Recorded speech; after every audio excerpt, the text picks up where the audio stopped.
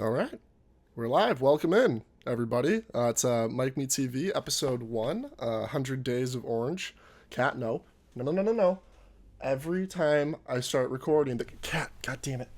You gotta get down. Get down. Get down. Down. He jumps on the table, and, okay, excuse me for not having updated lighting apparati, cat. I'm using lamps. They have hanging little metal things with balls on the end that you pull down to turn the lamps on and off. The cat has a liking to them. He paws at them. And eventually the lamps go flying. I can't have them up here. There's audio equipment. There's things that I can't afford to buy again. Much like this cat that will die. And he's not going to die. Or will he? We got a loaded show, folks. 3 fun segments. We're going to talk about we'll get to it. We'll get to it. But first, I want to start with a true, fun American story. Something that'll get the blood pumping for our patriots out there. Something that will make us reconnect with the Star Spangled Banner that our teachers had us recite oh so willingly every morning in school. Oh my gosh, I remember that in elementary. I'd have to stand up, remove my imaginary hat that I didn't wear back then because I wasn't balding back then, and put up my hand over my heart and recite, for America. Not much has changed. Now we're just forced to do it metaphorically during our 9 to 5s. So, here we go. I'm going to pull up a fun little article here.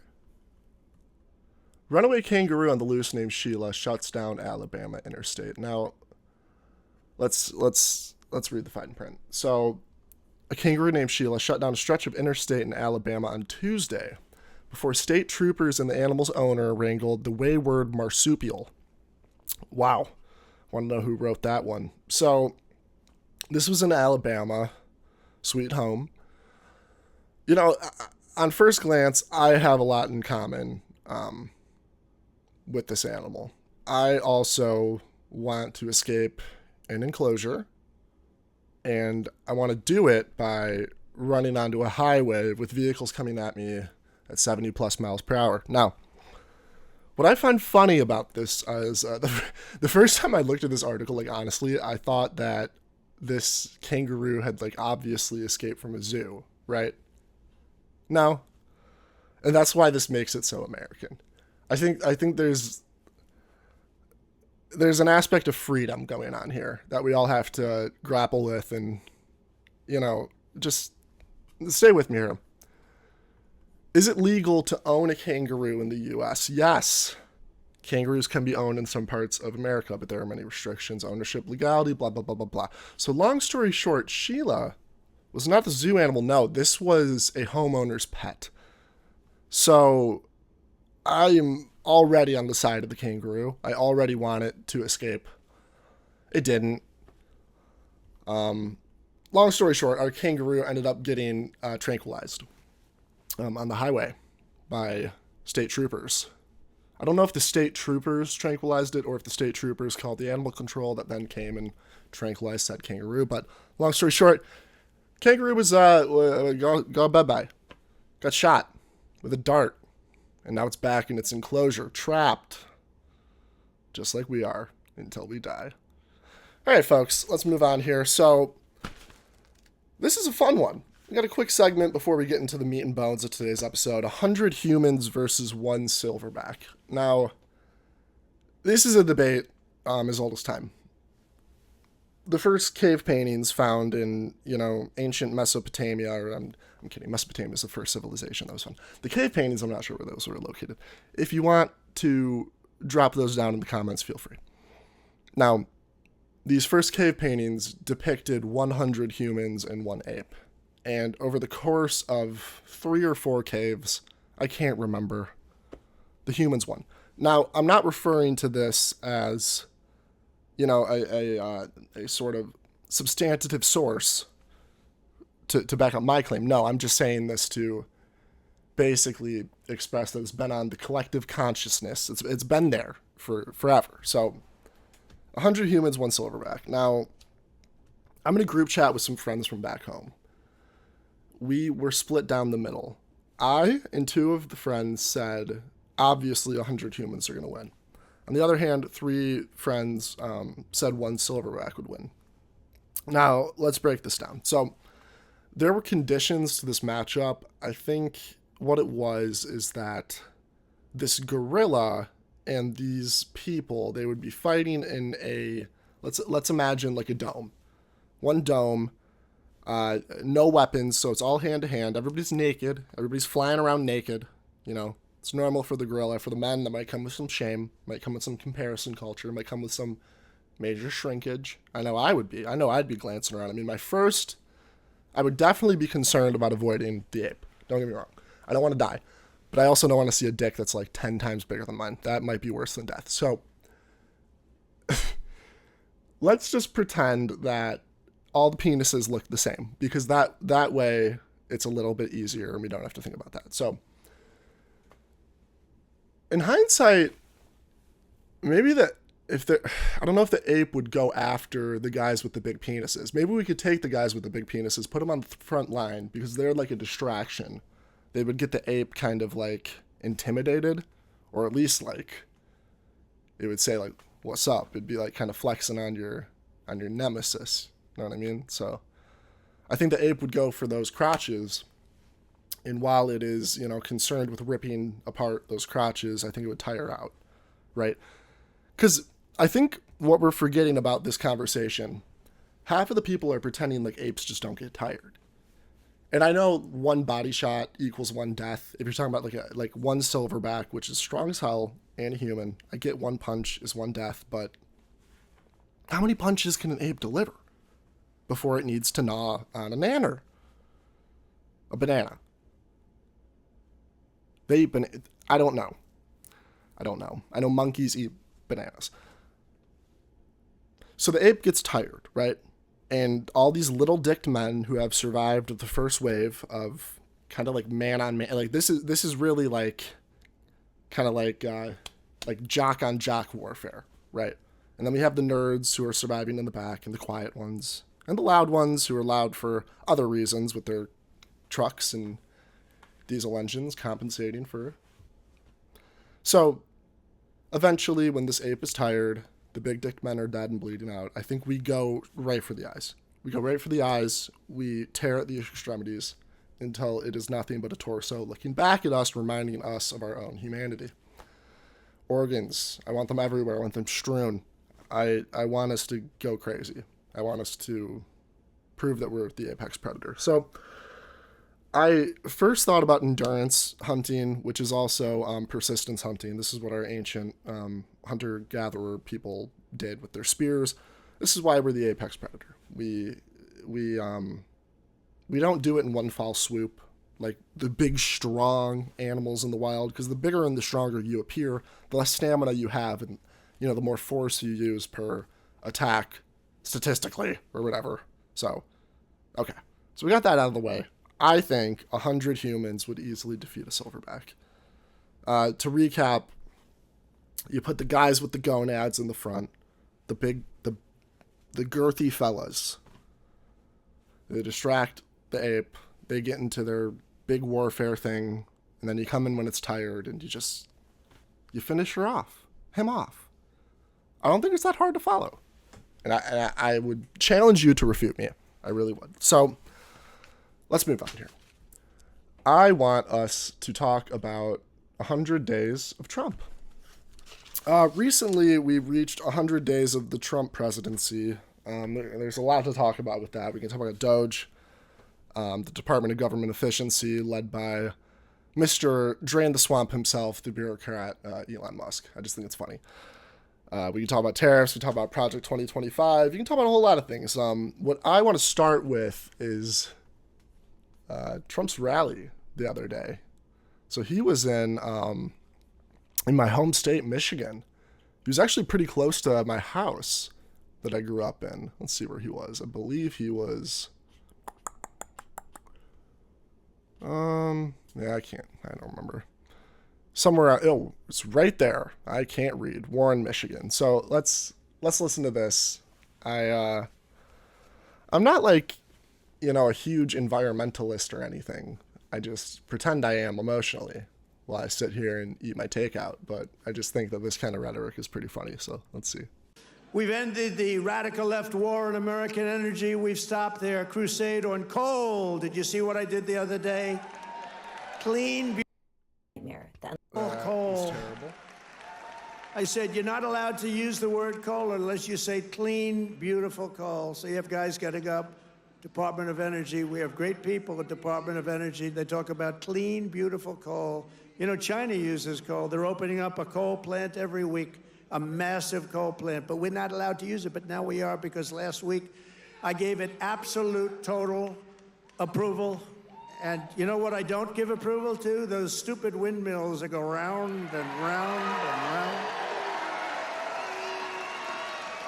And we've ended the Green New scam. We've reopened Anwar, the greatest drilling site anywhere in the world, in Alaska, and implemented the new energy policy of the United States. You know what it is? We have a policy.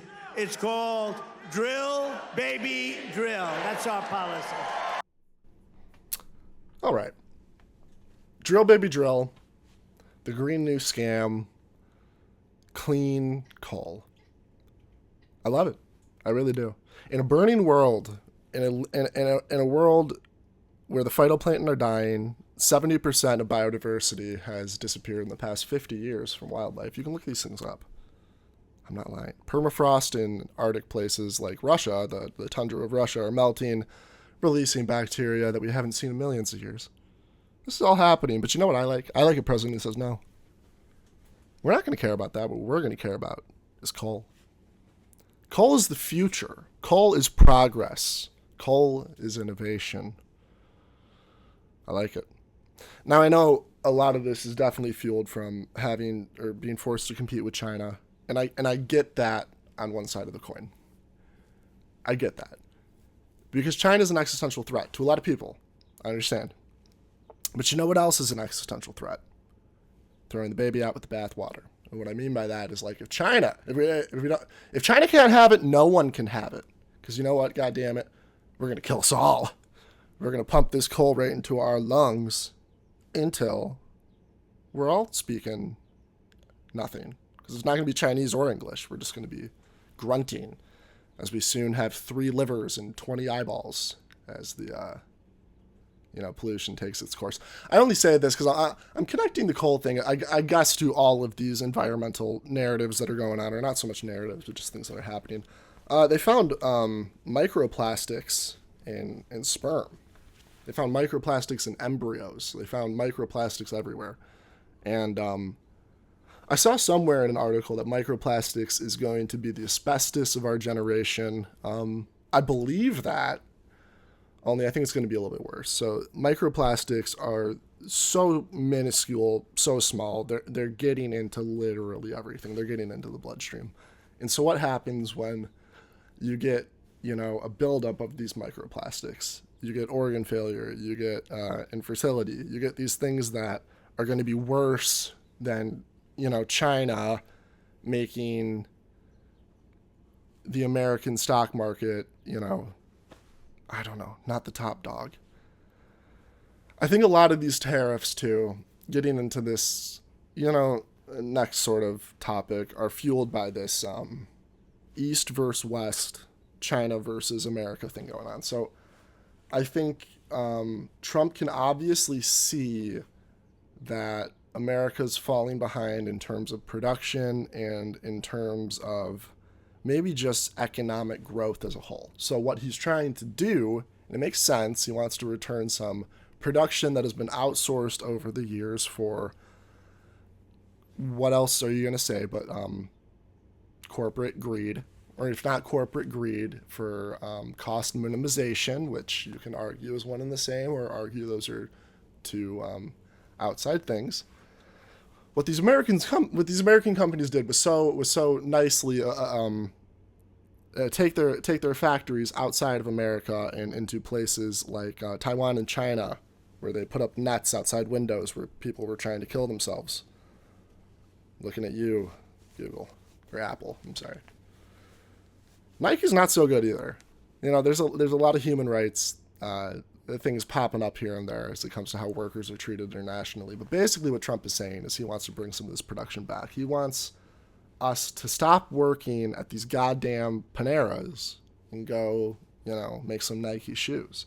So I get that on one half, because if China were to say, like, we're just going to really go all out on this trade war, we see all these tariffs and we're saying, America, stop it.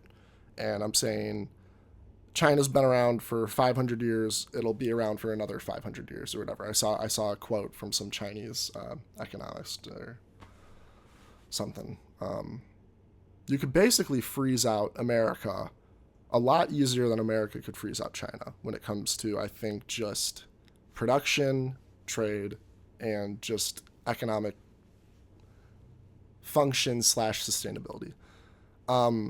So Trump, I think, sees that we want to compete production-wise. We have a lot of resources here. We can do it. But at the same time, he's trying to sell the American people a false narrative. He's trying to say China will pay for the tariffs. He's trying to say these, tax exemptions or whatever that will offer companies that bring production back will offset the cost added on from these, from the production value going up, or the production costs going up, because it's obviously easier or more cost effective to do it in China versus here. So if you have, say, a tax advantage to bring it back here, maybe that offset costs. So he's claiming all these things that aren't necessarily true, because if you haven't noticed, and I don't have the exact statistics to say, like, what tariff is affecting what product and at what rate, but I'm going to the grocery store, I'm going to whatever these, I don't really go anywhere else but the grocery store. The prices haven't really gone down. And this Ukraine-Russia thing, the conflict is still going on in full. And he said that war would be over the day he was elected, I believe, was the quote. It's not. And we'll get to why I think that is too. But on these tariffs, let's watch a video here. I think this one will sum up what I think is so funny about these tariffs, and I'll make another point about them right after. So it was reported this morning that Amazon will soon display a little number next to the price of each product that shows how much the Trump tariffs are adding to the cost of each product. So isn't that a perfect, crystal clear demonstration that it's the American consumer and not China who is going to have to pay for these policies? I will take this, since I just got off the phone with the president about Amazon's announcement. This is a hostile and political act by Amazon. Why didn't Amazon do this when the Biden administration hiked inflation to the highest level in 40 years? Oh, I love it. I love it. I love it. This is the American way. Do you answer? No. You deflect. That's right. So the crux of this is basically Amazon is going to be putting a little, a little notice next to their products where the tariffs have increased it by this much or whatever. So say I'm buying like a $2 napkin, and now it's $2.50. So 50 cents worth of tariff added cost. And now the White House is saying that is an act of what was the exact quote? Let's go back. I want to quote this correctly. Let's go back and see what she says. Why didn't Amazon do this? Please. I will take this, since I just got off the phone with the president about Amazon's announcement. This is a hostile act, right? So this is basically 9/11. This is taking a plane and crashing it into the White House. And it is a plane autopiloted by a Jeff Bezos funded robot that's sitting in there with an Elon Musk smiled happy face on it. And he's just dive bombing it right into the Oval Office. It's basically what's going on here. This isn't honesty. No, this isn't Amazon saying, don't listen to what the White House is saying because here are the facts. No, this is Amazon taking reality and just making a hostile act out of it, just shoving it right in the face of the American consumer. So I thought that was pretty funny. You can think what you want about the tariffs. There's been talk about American production returning to the homeland for as long as I've been alive, longer than Trump's been around. So it's not a specific to Trump thing, I believe. I think it has a lot to do with the chip production, and we're going to talk about that a little bit next, because that's why I think this conflict between Ukraine and Russia is still going on, and why we're still supporting Ukraine, despite Trump's initial talk about that before actually getting into office. Before we get to that, Trump's vice president killed the Pope. J.D. Vance killed the Pope. And as a result of that, President Trump jokingly said that he'd like to be Pope. Joke or not, I think that this is a phenomenal suggestion. I think that a Pope president would be the perfect, emblematic representation of the true separation of church and state. The one that's been giving churches and other houses of worship, tax exemptions for as long as I've known. I don't know when that law came into place, but let's not get into that. The one that altered the Pledge of Allegiance actually to say under God after it was written. That was not the initial way that the pledge was written. But I digress. I thought this was pretty funny. Lindsey Graham thought it was pretty funny too. I was excited to hear that President Trump is open to the idea of being the next pope. I keep telling myself things are going to be okay. I keep trying to be like, society isn't ending. America is, it's a place with respectable, institutions and culture. And then I see a senator of South Carolina and our president, joking about being the Pope. And whether you're religious or not, I don't know, it has to be offensive. If we're gonna cancel people for less than that, Trump, okay, he's uncancelable because he'll grab something by the something, before he ever gets canceled. But it's just amazing. It's amazing the world we live in. So people aren't all for Trump. It's not like I know we see a lot of people are celebrating in this big rally in Michigan, but there's a lot of dissent going on too. There's an organization, a grassroots movement, 50501, that's come into the spotlight since January, really, since early in the year, and they've organized a lot of protests against Trump. And actually, Thursday, May 1st, as part of its ongoing resistance, they're gonna schedule May Day demonstrations. They're going to span all 50 states, events planned in cities from Seattle to New York. So you either love him or you hate him. I don't like him, as you can probably tell. But I think Trump is more of a symptom of who we are rather than a cause to why the world is or society is the way it is. I think he is a symptom, not a cause. Moving on.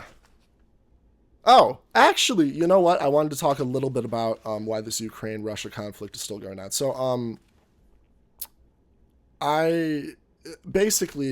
there's a mineral resource deal with Ukraine was made, and I think that shows why we're there in the first place. I think it relates to this ongoing East versus West market tension, resource tension, and kind of like not like economic Cold War, but kind of like potentially leading to it. I think the United States wants to make sure that they can secure the minerals and resources and whatever it is, the gemstones that you need to keep making chips, to keep making these high-tech devices that you need to compete in warfare, and that you also need to compete in the economic sector and in technology as a whole. And so I get all of that. What bugs me is that we're treated like toddlers who can't grapple with that, and rather than us like being told, hey, we need to secure these resources. So we are going into Ukraine and we're aiding Ukraine in their fight against Russia. No, we say Russia's the big bad boogeyman, regardless of NATO encroachment onto, getting closer and closer to Russia from World War II when it was established, these strict borders that would not be encroached upon. And Russia had kind of been warning since that happened. I'm not saying it's right or wrong. I'm saying Ukraine should be free. I believe all people should be free, but at the same time, it's like there are certain not truths, but certain things that there are certain results to be expected if you do certain things. If there are talks about NATO, if there's talks about Ukraine joining NATO, then you have to expect Russia to respond based on the treaties that were put in place post-World War II and the precedent that was set. So this also relates to China somewhat, I think, because it's very important to America, like I said, to secure those resources if and potentially when China were to freeze all production from America. So if they were to say, hey, everything we make in our like this is the economic Cold War, you're cut off from the East, then America needs to ensure it still has, it's butt in the seats, so to speak, and control these places with these valuable resources. So that's why, I don't know. I think that's a reason why we're in Ukraine. Obviously, it's not the only reason why we're there. There's most definitely things I'm not even aware of, but I definitely think it plays a part. It contributes heavily. So, yeah, that was fun. And, one more thing about this Trump, environment crap. I bet he doesn't even know what the Anthropocene is, or the Anthropocene, the Anthropocene, however the hell you want to pronounce it.